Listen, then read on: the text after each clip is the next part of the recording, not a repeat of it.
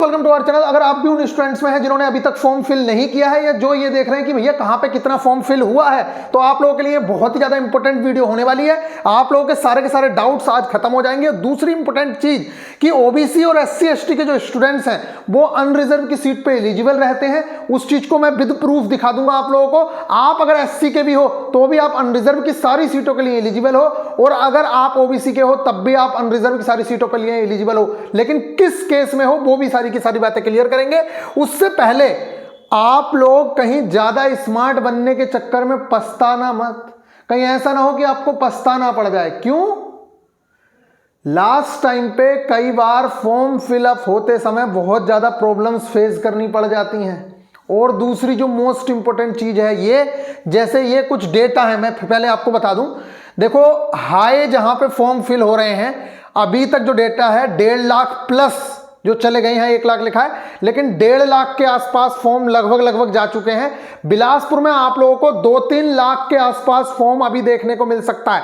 1,96,000 या 2 लाख के आसपास। जो 10-10 लाख बता रहे हैं वो सब फेक है। और दूसरी चीज मैं बताऊं, जो बच्चा फॉर्म फिल कर ले रहा है, जैसे मान लो मैंने बिलासपुर से कर लिया, तो वो कमेंट में ये भर रहा है कि मैंने आज रजिस्ट्रेशन किया, मेरे 3 लाख फॉर्म हो गए थे, कोई कह रहा 9 लाख हो गए थे। आप उस चक्कर में ना पड़े।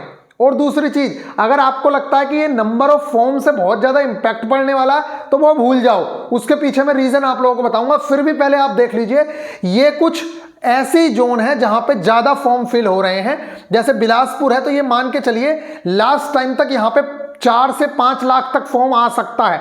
सिकंदराबाद है, अभी 1-1.5 लाख के आसपास यहां पे फॉर्म होगा या 2 लाख के आसपास फॉर्म होगा बस। मुंबई में 1.5 लाख फॉर्म और बेंगलोर में 1.3 लाख आज शाम तक का डेटा। लेकिन आप लोग इस चीज को मत देखिए। बात यह है कि किसी के पास भी ऑथेंटिक डेटा नहीं है। ये सिर्फ एक आंकड़े आ रहे हैं कि कोई तो 10 लाख बता दे रहा है, वो सब बेवकूफियत है। 10 लाख 20 लाख किसी जोन में अभी फॉर्म नहीं भरा गया है। अगर 10 लाख फॉर्म एक जोन में भरा जाएगा तो आप ये समझ लीजिए कि बाकी जोन में अगर 1-1 लाख भी भरा जाएगा तो इस तरीके से कितना फॉर्म चला जाएगा। मीडियम में अगर मैं बात करूं तो 1 लाख के आसपास जो घूम रहे हैं वो प्रयागराज डिवीजन है, भुवनेश्वर डिवीजन है, कोलकाता डिवीजन है, मालदा डिवीजन है। ये लगभग 1 लाख के आसपास घूम रही हैं।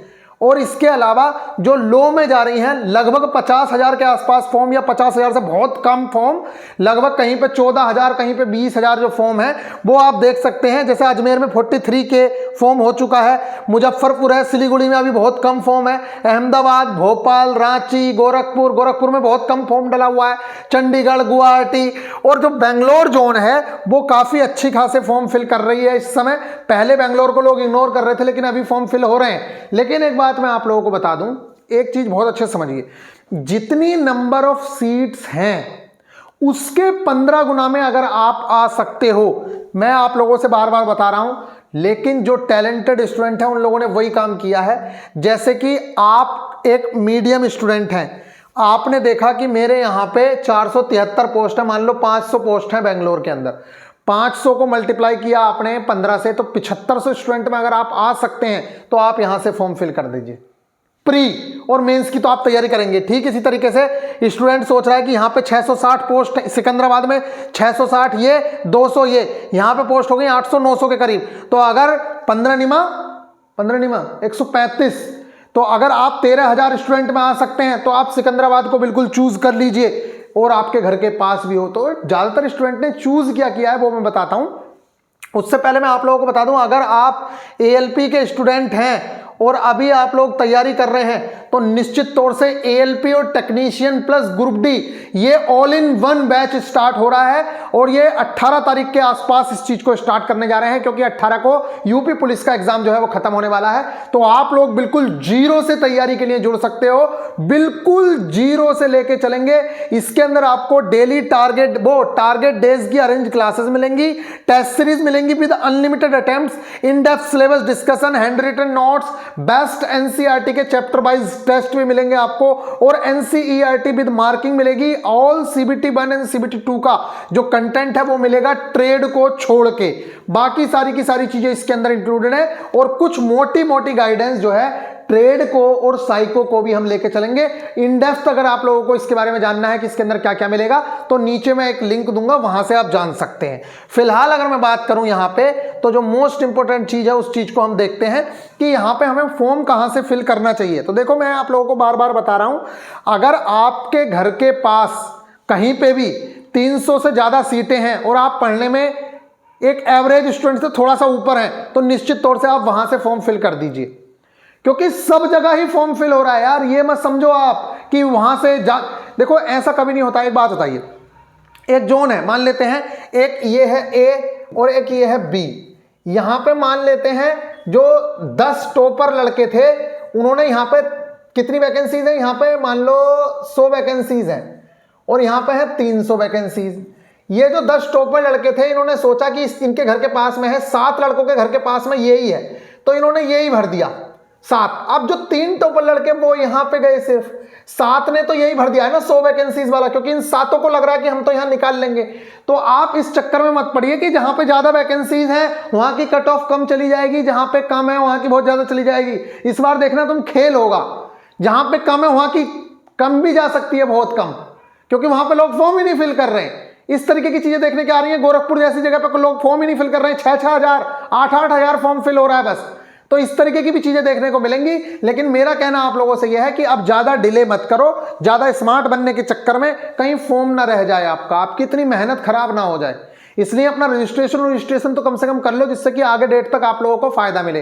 अब इसका जो प्रूफ है वो मैं कल दिखाऊंगा, लेकिन अभी मैं आप लोगों को यह बता दूं कि ओबीसी का जो स्टूडेंट है या एससी एसटी का स्टूडेंट है वो कौन से स्टूडेंट है जो अनरिजर्व की सारी सीटों पर एलिजिबल है। देखो, आप अगर किसी भी कोटे का फायदा नहीं लेते हो, मान लो आपने ओबीसी में फॉर्म फिल किया, मैं खुद सारी रेलवे की वैकेंसीज में अनरिजर्व में सेलेक्ट हूं, मतलब जनरल कैटेगरी में मैं सेलेक्ट हुआ हूं, जबकि मैं हूं ओबीसी से। ऐसा क्यों?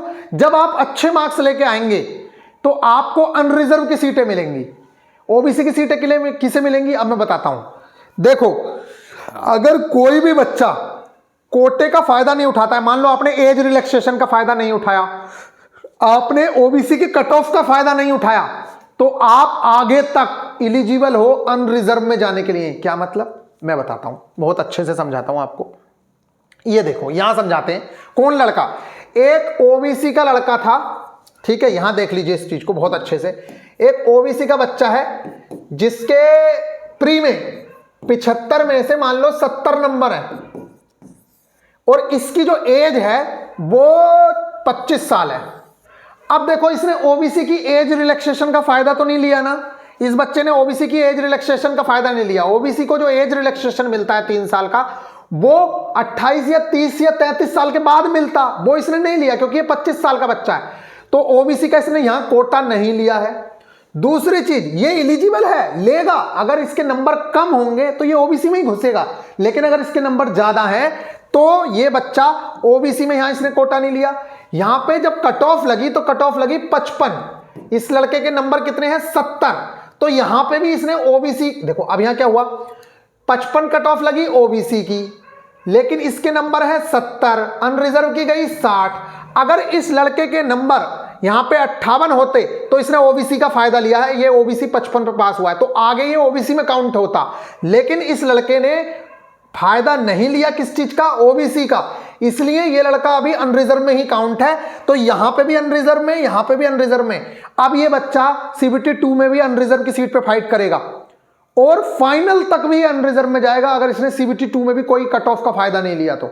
ना इसने एज का फायदा लिया, ना इसने कट ऑफ का फायदा लिया, तो इसके लिए सारी सीटें खुली हैं। किस चीज की? ओबीसी की भी और अनरिजर्व की भी। ठीक इसी तरीके से कोई एससी एसटी का स्टूडेंट है उसके लिए भी सारी सीट्स खुली हैं। तो बाकी इन डेप्थ गाइडेंस जो है वो बाद में देंगे इसके बारे में। फिलहाल मेरी ओर से ये है कि ये जोन आप लोगों के लिए है, आपका जहां से मन करता है वहां से फिल करें। ये लो वाली जोन है, ये मीडियम है, ये हाई है, और इसके अलावा अगर आप यहां पे देख सकते हैं ये सारी की सारी चीजें हैं। ओबीसी वाली बात मैं आप लोगों को बता चुका हूं कि किस तरीके से अगर आप बैच में ज्वाइन होना चाहते हैं तो निश्चित तौर से ज्वाइन हो सकते हैं। बिल्कुल जीरो से स्टार्ट करेंगे, टेक्नीशियन हो, एएलपी हो, ग्रुप डी हो, आप सारी चीजों को एक साथ फोकस कर सकते हैं। मैं इस चीज को लिख के दे सकता हूं आप लोगों को। और इस बार टाइम नहीं है कि भैया बार बार अलग अलग तैयारी करोगे। क्यों? क्योंकि एक का साइको चल रहा होगा, दूसरा ग्रुप डी का प्री हो रहा होगा, एक का आप ट्रेड का टेस्ट दे रहे होगे, उधर टेक्नीशियन का प्री चल रहा होगा। इस तरीके की तैयारी चलेगी, तो तैयारी आपको ऑल इन वन करनी पड़ेगी। बाकी चक्रों में मत पड़ो। मिलेंगे नेक्स्ट वीडियो में, ख्याल रखिएगा, टेक केयर।